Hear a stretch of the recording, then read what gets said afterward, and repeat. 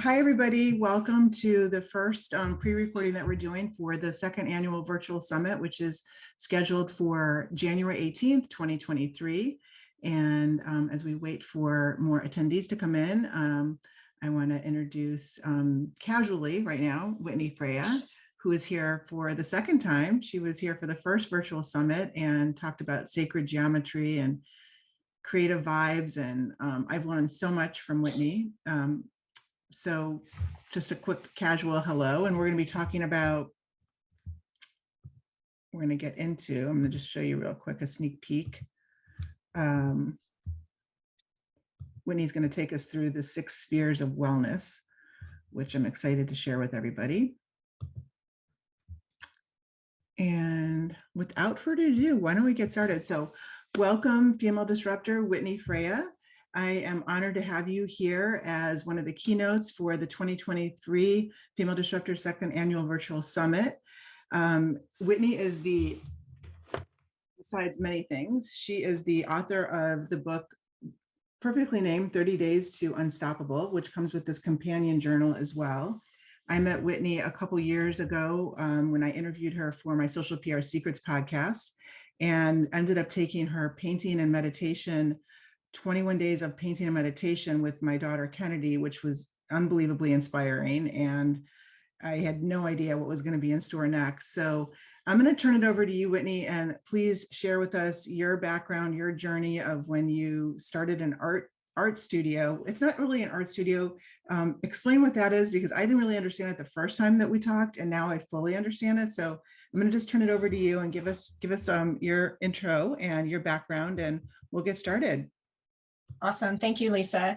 I just so love the title and the intention behind female disruptors, because I remember having a conversation with a scientist, and he talked about we have to have disruptive thinking. It's how we get to the breakthroughs, right? And my career has really, if I look back on it, it's been disruptive. Like I, opened this art center in 1996. It was a bricks and mortar. It was in this old bungalow in an up and coming neighborhood, commercial district in Nashville, Tennessee. It was called the Creative Fitness Center. It was the first drop-in art anything. This was before the pottery painting places opened or anything like that. I got lots of calls like, do you teach yoga? And, it was disruptive to Nashville, to say the least. It was disruptive to me because I had grown up a total wannabe artist, like hook, line, and sinker, bought what the art teacher told me when I was 9, that drawing wasn't really my thing, and was completely jealous, like passionately jealous of anyone that I connected with or saw who could paint or draw. And I expressed so often, oh, I wish I could do that. I wish I'd inherited that DNA. So I was plugged into the old creative paradigm, the old creative story that told us that only some people are creative. And of those small percentage of creative people, like only the very tippy top few numbers are able to make a living at it, things like that. So my career has really been around disrupting our story around creativity.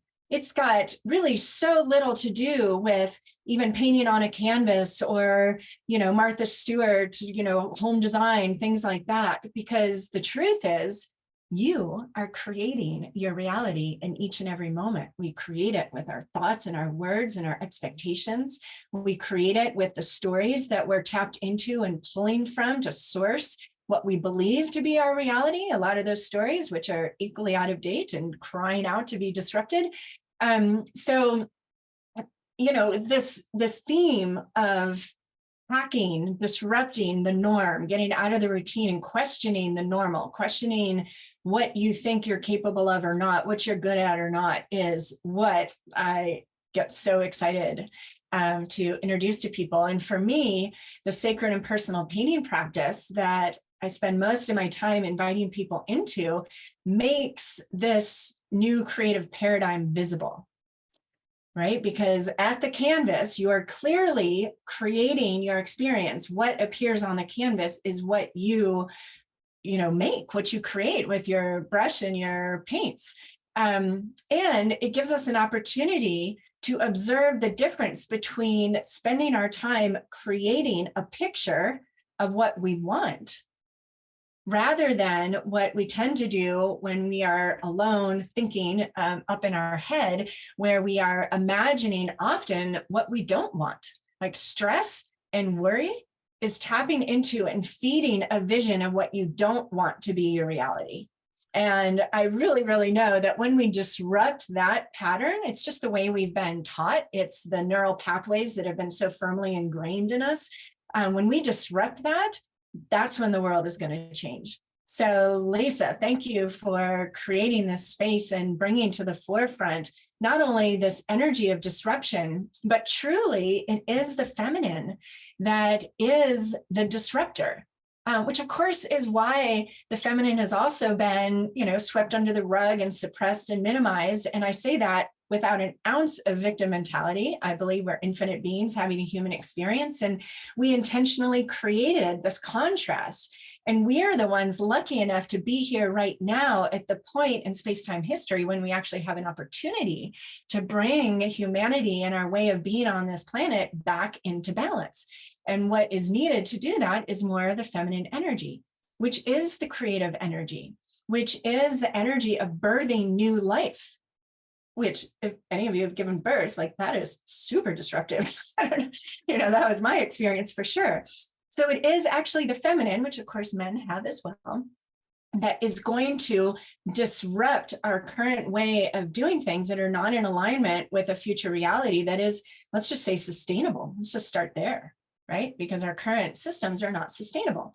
And again, like cool creative challenge, human, as an infinite being, it's like, wow, this is an intense, poignant time to be on this planet. And so it doesn't take much for me to get fired up about reminding, especially women, how incredibly creative you are, and creating spaces within which you can get to observe yourself, develop this inner witness, which I believe is your infinite self, and really get curious about, wow, am I painting? Am I creating images? Am I telling myself with my words and my thoughts what I desire to experience in this lifetime? Or am I spending my precious, powerful imagination imagining into future realities that make me worried and stressed?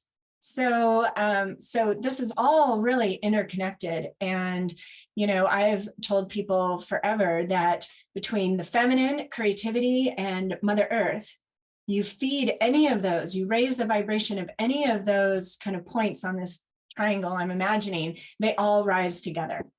Yeah. Right? And think about it, like the women have been, blamed for the fall of humanity. And then we've got creativity that's like the first thing to get cut out of schools. And then we've got the environment that when it comes down to environment or making money, like let's frack the hell out of her, So again, it's all contrast, and it's all really important to understand that our current kind of global situation has created this very creative opportunity. There are more and more people that understand that it needs to be disrupted, and it's women who are going to do it. So yay for you for joining us. One of the reasons why I wanted to name your session tapping into vibration, frequency, and energy, and also tying in the right brain power. And I feel like until I actually met you, took the 21 days of the painting and meditation, which I had no idea what that was going to end up being. It ended up, turning into the inspiration of Female Buddha and the NFT behind last year's summit, but also then taking your Creative Fit certification and realizing, like, basically for the past 20 years, I have been like neglecting my right brain and like really focusing on like the analytical side, and kind of like my right brain was like in this hibernation mode or something that I didn't realize. And how when you actually like tap into, and that's what I'd love for you to kind of talk about a little bit about, how much power the right brain has from a creativity standpoint, to help the left brain and the analytical and the ideas and the inspiration to be an entrepreneur, to be a successful professional, to be a happy mom, to be a, you know, a good friend. Absolutely. Yeah, it's powerful. So, so yes, the left and right hemispheres of the brain, which this is an oversimplification of our, our cranial landscape, and it completely works, right? Another way to think about it is mind and heart. So, you know, since we're using those terms, I'll use left and right brain for now. We have this dual processing system, which is how Dr. Jill Bolte Taylor described it right in her TED Talk. And the left hemisphere is physiologically responsible for you as an individual. It is the part of you that individualizes yourself from everybody else. So this is the ego. The ego is not bad. The ego is just not meant to steer the ship, right? So there's an imbalance there, but the left brain is ego focused. So it sees the world as separate from you. And so there's not an interconnectivity. There's not a oneness in that left hemisphere. The left hemisphere is actually very practical, right? It's like chop enough wood to make it through the winter. Like that is the ego protecting itself, making sure it has what it needs for survival. The left hemisphere is also physiologically responsible for your past and your future way of thinking. So the left hemisphere is like the filing cabinet. It takes all of your experiences up until now and files them away, chunks them in your subconscious by category, right? And then when you get an idea, a new vision for yourself, when we are only tapping into our left hemisphere, which is really all we know how to do, that's how we were conditioned. It's the big, wide, like 8-lane superhighway. We automatically go to this place of like, can I do this? Does this make sense? Is it safe? With only our left hemisphere voice online, what it's going to do is it's going to pull from your past, which doesn't include this new opportunity, right? And it's going to use your experience up until now to project into the future your, probability of success and fulfillment. So if you haven't done it before, which, hello, we're talking about a brand new idea, it has to tell you no. And it does that in sneaky ways, right? Like it starts feeding you the stress and the worry, like you won't have enough time, you won't have enough money, you're not good enough, you're not worthy enough, your hair isn't curly enough or straight enough or whatever. It also will remind you of like all the other things you have to do. So it procrastinates. So these are just ways of keeping you safe. It's like keeping you safe in the cave because it senses that there might be a saber-toothed tiger out there. The reality is right now, for most of us in today's world, we don't have to worry about the saber-toothed tiger. So the left brain is like searching for potential danger. So when we are only feeding, like Lisa described, that rational, logical, linear, step-by-step, past future oriented mind, you are going to always meet up with resistance with any possible new reality. Which, I mean, you can see why we're in the state we're in. My son was just saying he's doing research on the solar industry. He's like, why aren't the, energy companies, the gas companies, the oil companies investing in this? It's so clear. I'm like, well, because that's a big shift, right? And they're still tapped into this left brain, fear-based, all about me, trying to hoard resources. And so this is an important shift for us all to make. Of course, it starts within. So to complement that, to perfectly complement this left hemisphere, we have our right hemisphere, which again, you could also use the mind-heart connection if that works better for you. The right hemisphere is physiologically responsible for the present moment. It sees you as one with the universe. And it is like your big satellite dish. It is like the best Wi-Fi signal you could ever imagine, like picking up Wi-Fi from other universes. Like this is the visionary, intuitive side of you. This is the side of you with the present moment awareness that doesn't have baggage or limiting beliefs, right? Clearly, we learn from our past, and that's really important. So we need both hemispheres. The issue has been that we've been way overactive on the left, and the right hemisphere has been like this tiny little voice, if you hear it at all. So I want to encourage people to tap into and get to know this right hemisphere and get to know how it communicates and it works. It doesn't speak to you through logical linear language. It speaks to you through symbols and colors and emotion, right? So think about when you're worried and stressed, how do you feel about that? Like, how does it feel in your body? Terrible. Right? I mean, absolutely. So that feeling is there to be like, yeah, stop thinking about that. Like, that's not going to lead you anywhere. In the present moment, your right hemisphere is constantly giving you information to guide you on your highest path. So when something doesn't feel right, when there's discordance in your body, dis-ease in your body, that's messages from your, say, your higher self, your unstoppable self. It's like, yeah, stop thinking about that. Let's think about what we want.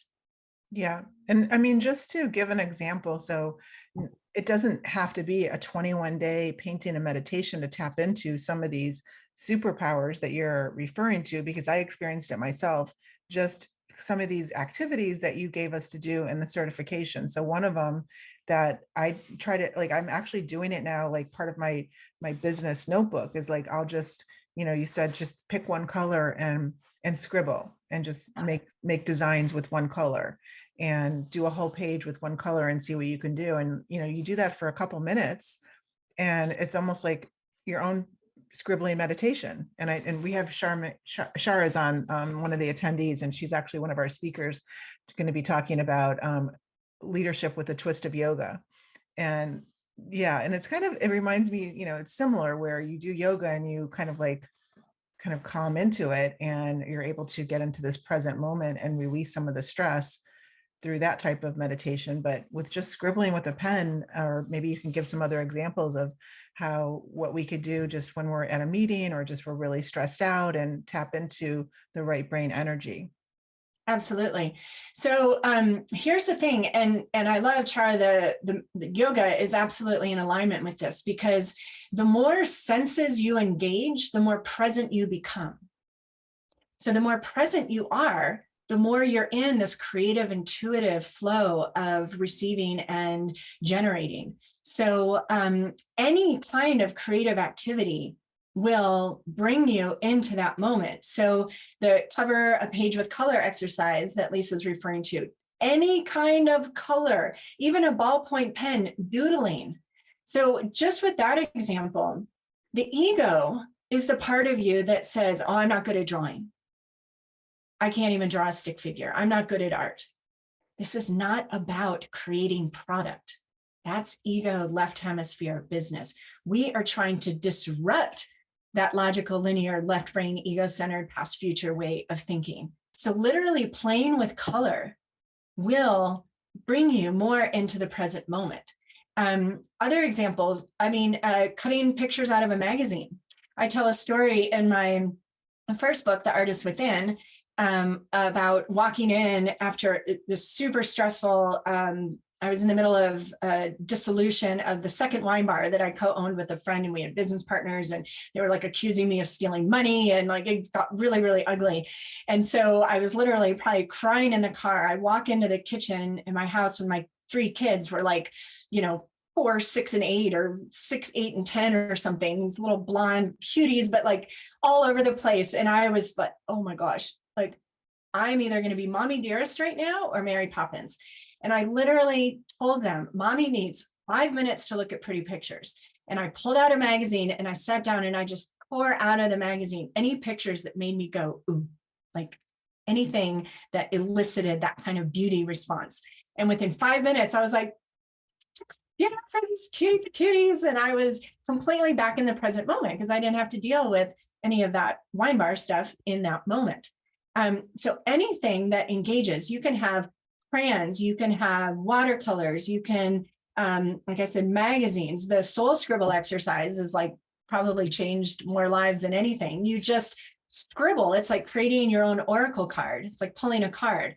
You scribble like just like this, 5 seconds, and then you turn the paper around and ask, what does this make me think of? And if it makes you think of a panda bear, like start turning it into a panda bear. Again, this isn't to post on Facebook or anything, right? This isn't about drawing a realistic looking panda bear. It's about disrupting that fear-based, oh yeah, left hemisphere is fear-based, logical, linear, ego-centered part of your brain, and bringing yourself into the present moment. So any creative activity will literally physiologically stimulate the part of your hemisphere that is responsible for the present moment, intuition, leaning into the mystery, what's new. And especially as a woman entrepreneur, if you're not engaging on that intuitive side, you are, operating at like half your potential. Your next big breakthrough is going to come through that right hemisphere. Which, yes, do yoga, put on, a song from high school and dance around the room for 5 minutes, go out and walk. Anything where you're moving both sides of your body harmonizes both sides of the brain. EMDR therapy, all of that is the same conversation. It's all about how we can release some of our grip on this rational, logical addiction we have, and open up and surrender to the present moment and tap into everything that's possible, rather than focusing on the one or two things that aren't going the way you desire. It's like, I was going to say night and day. It's not even that. It's like operating from like one needle on the pine tree versus the entire pine tree. Like, we have so much more available to us, but it's not available through that logical, rational mind. And what's funny about it, I think all the time, like, we all know life is not logical. I mean, have any of you, like, has life gone the way you expected in any way, shape, or form? No, it does not behave that way. I'm in this conversation constantly with my 3 college age and recently graduated children who are like, what the fuck? Like, life is not at all like school. I'm like, yeah, I've kind of been telling you that for a long, long time. And yes, there are lots of things that need to change there, but this creative frequency wants to be nurtured, and it wants to guide you into the ahas and the synchronicities and coincidences and the big breakthroughs, whether personal or spiritual or energetic or professional. It's not going to come through the logical mind. What's meant to happen is you receive the aha, and then you go to that left hemisphere and say, okay, we need time, we need money, we need connections, we need, right? And the left brain's like, okay, I'll go gather the wood.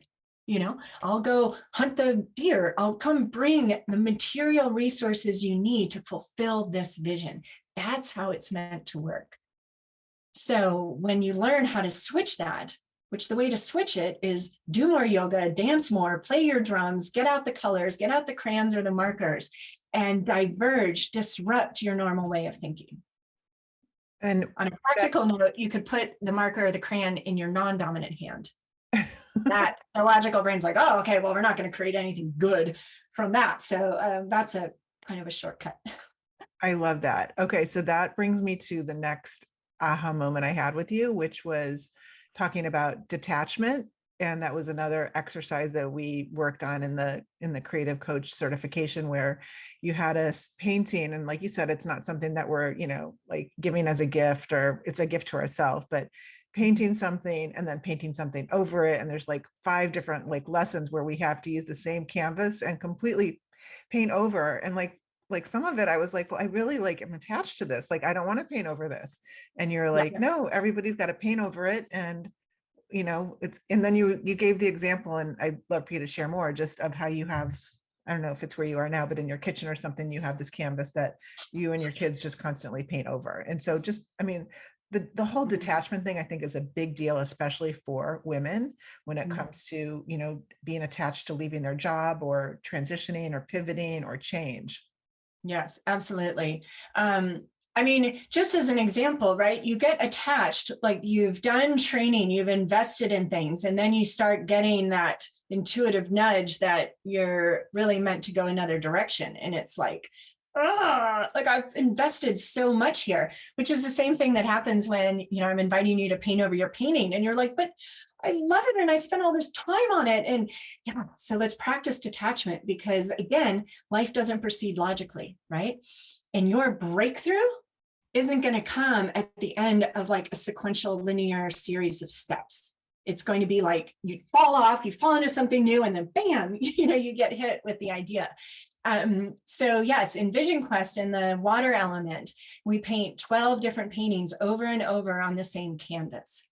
And this is so that, one, you practice what Deepak Chopra calls the spiritual law of detachment, which is super important. And also it disrupts the product-oriented story around creativity, that creativity only has value if you could sell it, if it would be hung on a gallery wall and someone might buy it, right? Which clearly was written by the kind of capitalist consciousness, which again, there's no good or bad, right or wrong, just an is. So it's important to just be aware around who wrote the story around creativity. That is what you're sourcing when you say, oh, I'm not creative, I can't even draw a straight line. Please get curious and skeptical about that. And so when you paint a painting and then you paint over it, one, it disrupts that product-oriented story around creativity. Secondly, it liberates you from having to do it good, right? I know I talk to the coaches a lot in my Creatively Fit coaching training about, we all have this like kind of inner good schoolgirl. We want to do it right. We want to follow the rules. We want to get the gold star by our name. And we really need to disrupt that, ladies, because what's that quote about women who create change, like something about not being nice. There's something about, like nice women don't create change kind of thing. So we are disruptive females here. And this law of detachment and painting over the product disrupts that desire to be good, and it liberates. So you're there at the canvas the second time, the second painting that you're painting over your first one. And all of a sudden it's like, okay, well, why stress if I'm doing this right? Because I'm just going to paint over it, right? So there is this liberation that happens when you practice this law of detachment, and it's very, very powerful. Also in that module, the prompts are to paint the symbols or images, the animals, whatever you're attracted to, whatever's coming up. Quantum physics has shown that if an idea, a word, an image, anything at all repeats itself more than once within 24 hours, it's trying to get your attention. It's like a desire you have, which is energy and frequency, which we're about to get into, has attracted to you.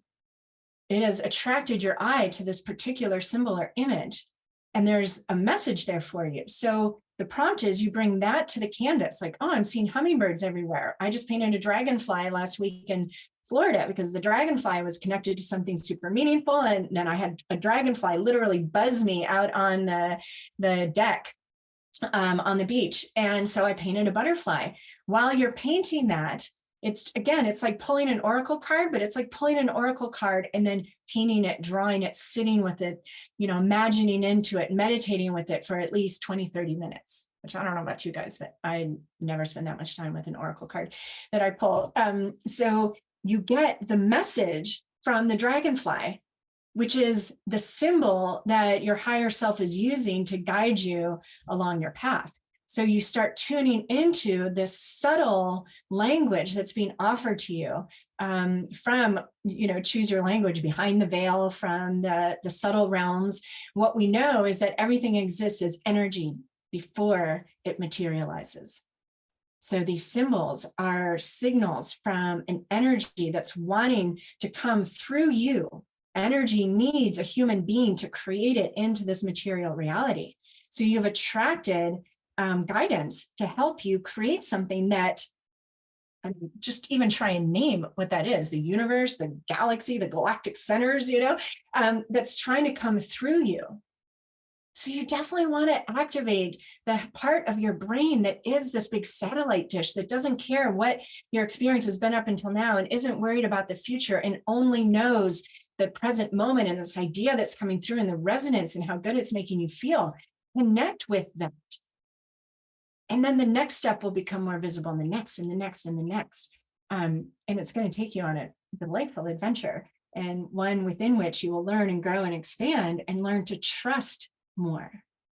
So you could say the right hemisphere is the trusting part of yourself, and the left hemisphere is the part of you that is distrustful, is protective, and trying to control things. It's really what's causing the disease in humanity right now, is this desire to control and manipulate and understand and keep everything safe and logical. And it's just not the nature of reality. So there's going to create discordance there. Causes a lot of second guessing. Yeah. Should Absolutely. we talk about the 6 spheres of wellness from your Unstoppable? Yeah, well, let me say first, so this latest book of mine, 30 Days to Unstoppable, it's my 4th book. It's the first book that has nothing to do with painting. It does invite you to draw sacred geometry with a pencil. The compass is awesome. There are shortcuts as well, but it's because the drawing of the sacred geometry is completely activating and a journey in and of itself. But what happened is I started to get inspired by, distracted by this question of like, what can we humans focus on? There was a knowing, so this is like 2018, 2019, right? So there was this knowing in me that has been around for a long time, of course, that the current way of being on this planet is going to get disrupted, that the structures are going to have to crumble in order for the new to come into our experience. And so what can we focus on that will help us stay in this place of like, everything's okay, as the outside world shifts and prepares for the change that ultimately we all would desire, right?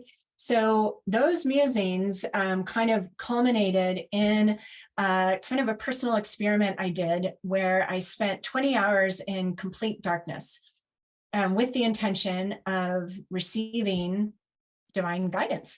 So I did this from the 30th to the 31st of December 2018. I just moved into my new house. I purchased a house 6 years after my divorce. That had been like my big manifesting goal. So I was kind of like, all right, I've got all this creative energy. What's next? Right away, I was shown the flower of life, which is the foundation for the sacred geometry known as Metatron's cube. I was guided to understand that sacred geometry creates a bridge between the left and right hemispheres. I'd read in a book, Quantum Creativity, by an Indian name, maybe I'll remember it in a second. Anyway, he said a similar thing that I've read in many other places, that the left hemisphere will always resist change until it perceives unity. So that was the new part. The sacred geometry is the unity. Sacred geometry is recognized by scientists as symbols of the mathematical equations of how nature grows and expands, right? This is the Fibonacci spiral. This is the seed of life, how cells come together and multiply when we are conceived. It is also something that the mystics have long sourced to connect to the subtle, energetic, spiritual realms. So both sides of the brain are super happy with sacred geometry. So proceeding in the next like 19 hours, I was shown how Metatron's cube could be used as a symbol for our physical and energetic space, the union of ourselves as matter and energy. And if you look at Metatron's cube, or Lisa could hold it up again, it has on the tips of each of the 6 star points, it has these circles or spheres. So I was told they are called spheres of wellness for my purposes. And so I was shown that we could create an experience where we're connecting to Metatron's cube, the 6-pointed star, which is the upward facing triangle and the downward facing triangle. In 3D, it's the Merkaba, which is has forever been used as a symbol for our physical and light body, that union of heaven and earth, light and matter. And put ourselves in that space, breathe into our hearts and send our roots down to the earth and charge up to the cosmos. And then imagine these 6 spheres of wellness. I imagine them like, you know, that orb that Glenda the Good Witch kind of floats in on in Wizard of Oz. That's how I picture them. So I invite you to picture it however you want. And what I was shown is that when we care for ourselves as vibrational beings, we can create a space around us that is vibrating at a frequency that we are choosing, that we're focusing on, that yes, also happens to be a high vibration. Energy behaves by the law that like attracts like. So when you're nurturing and focusing on high vibrational energy, you are going to attract high vibrational experiences. And I said in leading up to the online program in February 2020, that what we're really doing is creating like this energetic Noah's Ark. So that no matter what happens in the external world, and I used to say like the economy could tank, you could lose your job, but you will see it as an opportunity rather than as like this horrible thing that happened to you. You'll have people offering you jobs, your home, whatever you need, because you're someone that brings this high vibration. Then the pandemic arrived. I'm getting the chills right now. We were all like, That's what? crazy. It became so clear that this process, which I know is coming through different people in different ways. Joe Dispenza is one of my biggest like heroes because he does all the scientific research that is basically proving the exact same thing, that when we can sustain elevated states of emotion for periods of time, we manifest quicker.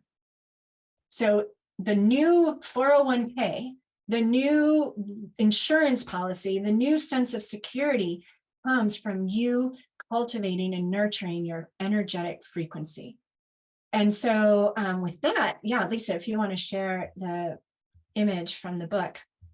So these 6 spheres of wellness are just what I was given. I put them down in this order, starting clockwise from the top: love, compassion, courage, alignment, gratitude, and presence. When you are nurturing these 6 spheres of wellness, and in the companion journal, I have blank templates like this. You might have 6 different spheres of wellness that for you feel more appropriate, and that's perfect. But when you are focused on love, as an example, so the way you feed or nurture these spheres of wellness is by imagining all the things you love. This isn't limited to romantic love or, loving your children or your family. This is like, I love the light that's coming in the window right now. I love this color turquoise that's on the canvas underneath me. I love that I have, my son inside to talk to you today. I love the mate that I got to drink this morning. Anything you love. Energy is energy. The energy of love is the energy of love. So you fill up your sphere of wellness that is love just by bringing to mind things that you love. You can do this in the car. You can do this as you're falling asleep. Likewise, compassion. Compassion, and most importantly, the message I got is practicing self-compassion.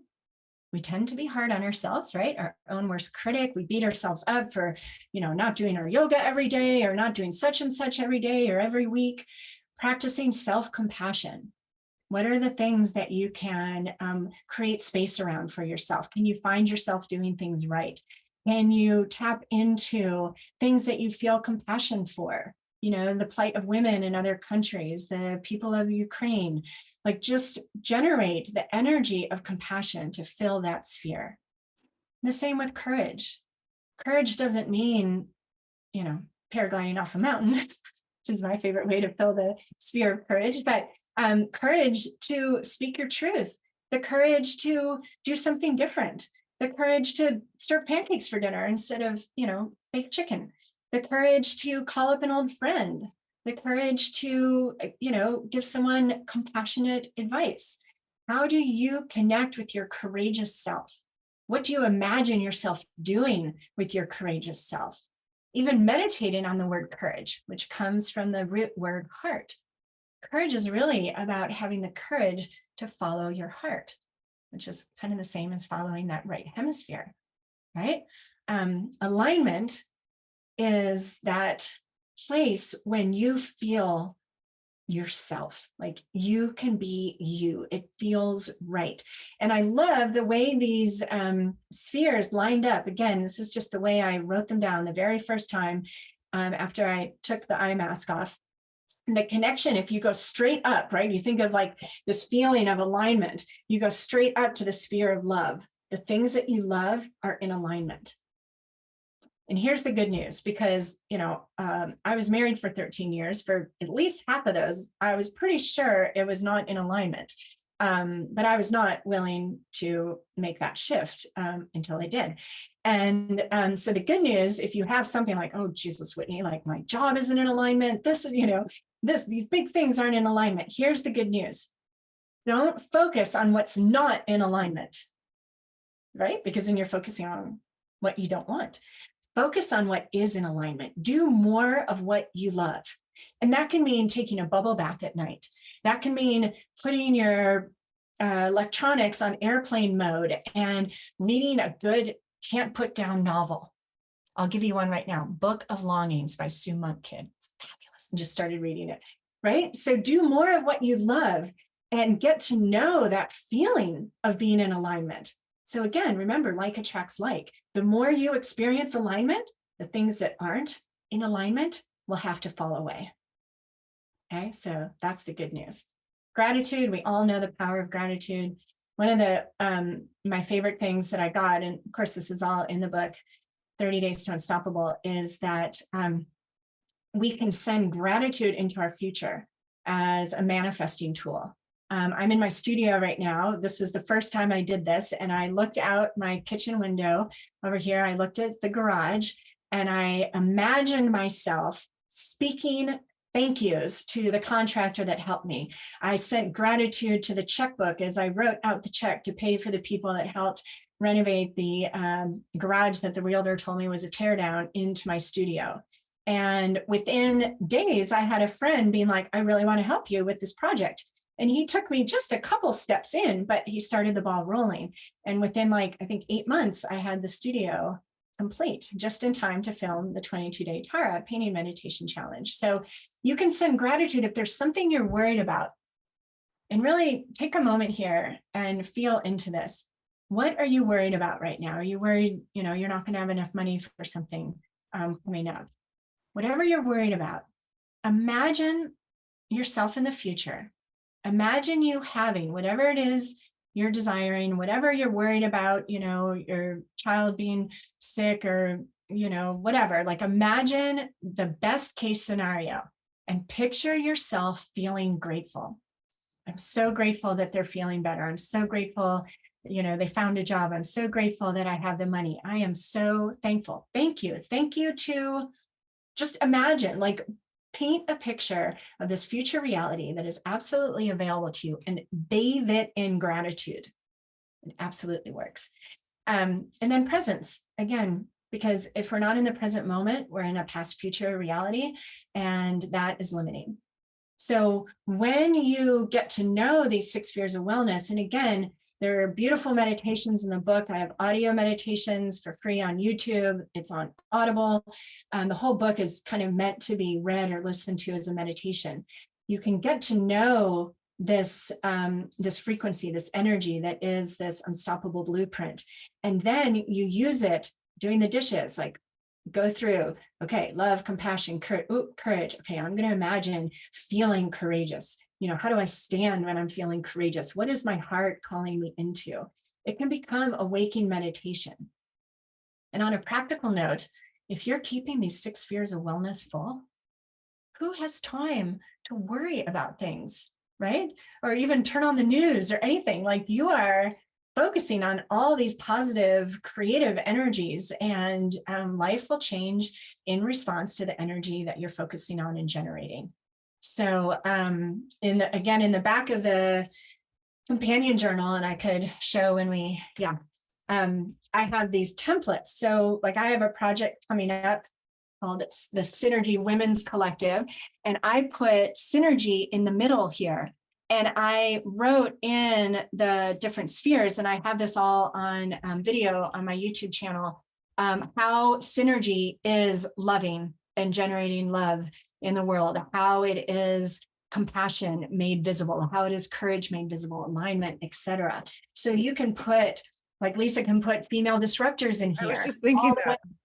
All the ways she's loving the world, all the ways she's grateful for female disruptors, all the way it's in alignment with who she is.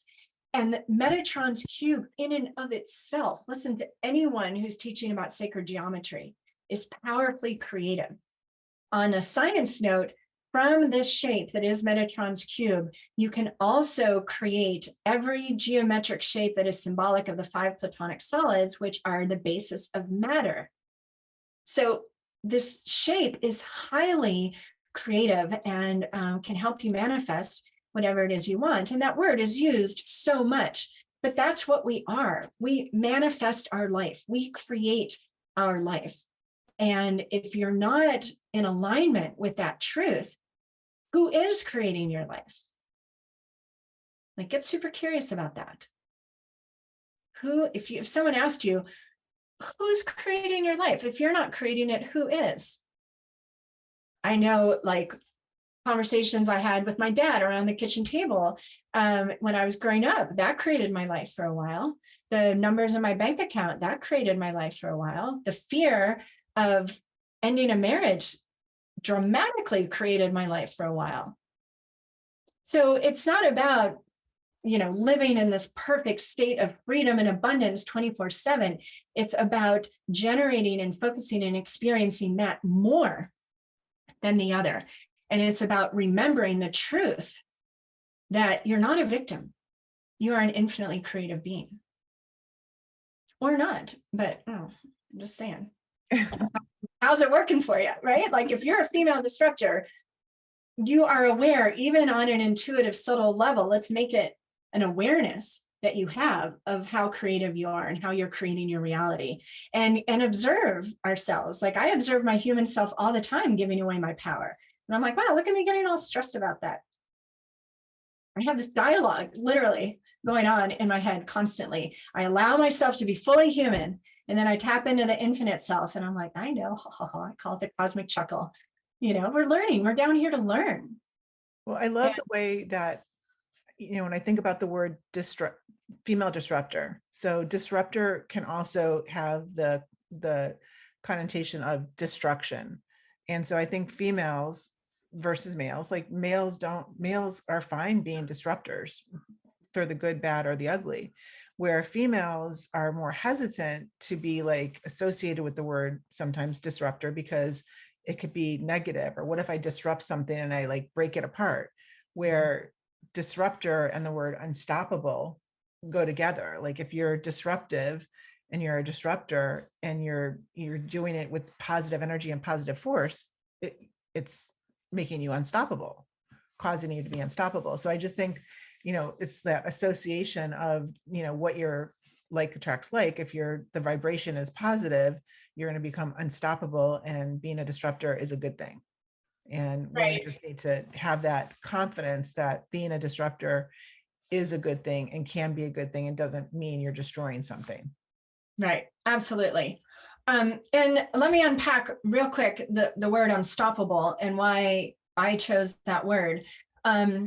And I was just on the Gathering of the Creatives, with Liz Gilbert. And I think a lot of us have probably read or listened to Big Magic, and familiar with the idea that she introduced or, vocalized so beautifully about how ideas are looking for hosts, right? They're looking, it's like I mentioned, everything exists as energy before it exists as matter. So this energy, which is the potential, is looking for what? It's looking for resonance, right? Because like attracts like. So when you get a vision or a dream or aha or a desire to do or experience something that like lights you up and gets you all excited, remember, emotion is how we're communicated with in the present moment with, our higher self, the universe, Jesus, whatever you want to call it. So what that means is that there's an energy that has found resonance with you, has manifested as an idea in your head that has lit you up and gotten you excited, which is the sign, yes, follow this path. What's the very next thing you can do? We become unstoppable when we realize that what we're wanting to introduce or create into the world isn't just coming from us. It's coming from that spaciousness that Green Tara attuned us to in the painting meditation course. It's coming from this field of pure possibility, a la Deepak Chopra, right? It's the quantum field, a la all the scientists and physicists and quantum physicists, Joe Dispenza. So when you get that excitement, that energy around a new idea, the way you become unstoppable is opening up and realizing your true role in this lifetime, which is to be this like creative conduit. You are the matter on the ground that is also connected to what is possible, and you are bringing it in through you. And you can lean into that and trust that.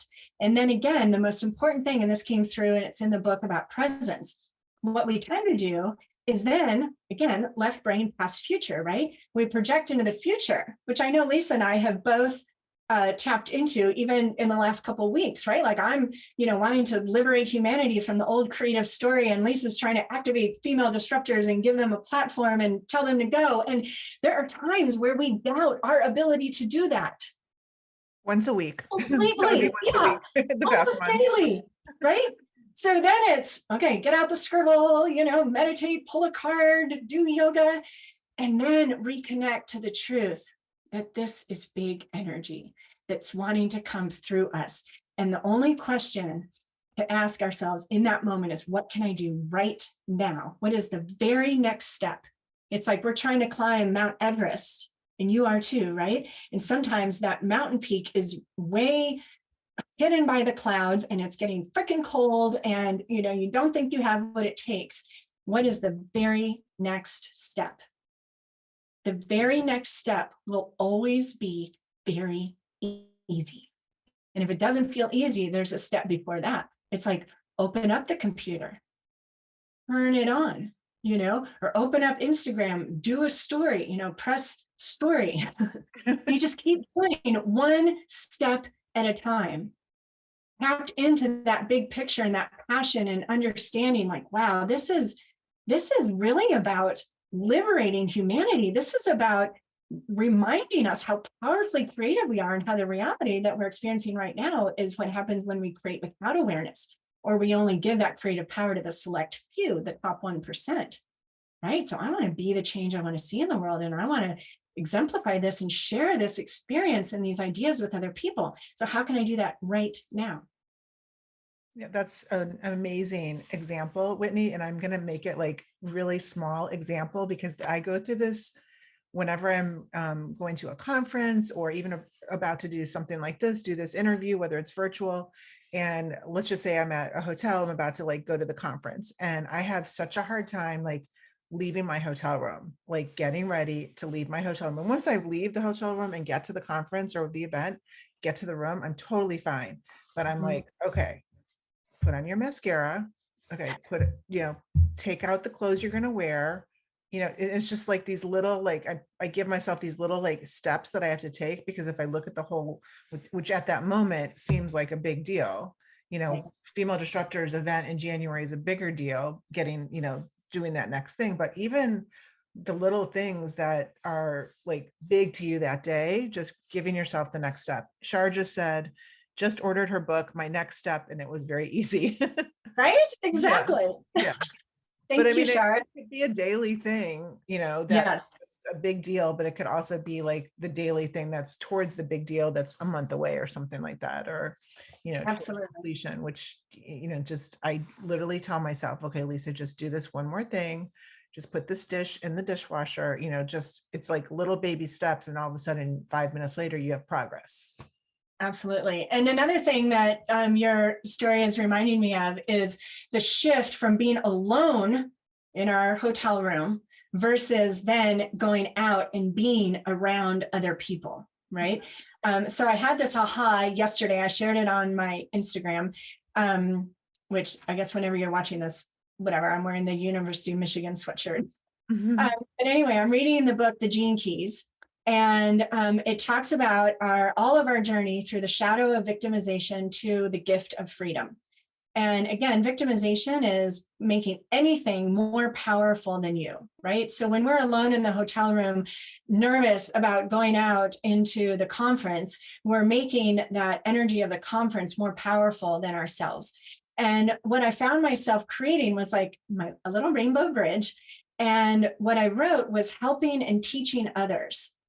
So an easy way to shift from that victim mode, which is also just a fear-based mode, feeling separate, worried, alone, to feeling connected and free, is connecting with teaching, helping others, which is why you're at the conference in the first place, right? So this is an important aspect of where we're going and how the feminine is going to disrupt the world enough to cultivate and create an environment like the womb to birth the new life that we desire. Women want to be in community. We source power from each other. Think about it. Back in the day, right? The men went out to hunt. They had to be quiet. And the women were circled in the huts, taking care of the children and cooking the food and, cutting the wood and building the fires and all the things. We've always been a community and a collective. My creatively fit coaches and I are a collective. I do more. I have learned more and expanded more personally because I am part of that collective. I am launching the Synergy Women's Collective, where I'm for the first time guiding women into creating their own online certification program, teaching other people a simple process that they can turn around and teach someone else. It's the flower of life made visible. We do more together. Together we rise. Me too, right? Like it is the call right now. Find your collective, find your community that is in resonance with where you want to go, how you want to experience the next 10 years of your life. I am very aware of the significance of the next decade in my life. Circle up with others and circle up with other female disruptors. If you are someone who, like myself, who has this mission, this desire to, liberate people from the old limiting beliefs around creativity and generate a freedom for themselves to create the life that they want. And I wanted to do that powerfully. And I got introduced to the idea of creating an online certification from a random or not email from a woman in Africa. It was not in my plan. Like I don't really make plans, but for obvious reasons, but I ended up creating an online certification course because she was in Africa and she had internet, and I, put it out there. I had 13 women, September 2010, start Project Nigeria, which became the Creatively Fit Coaching Certification. My ego was like, girl, you don't have certification or training in anything.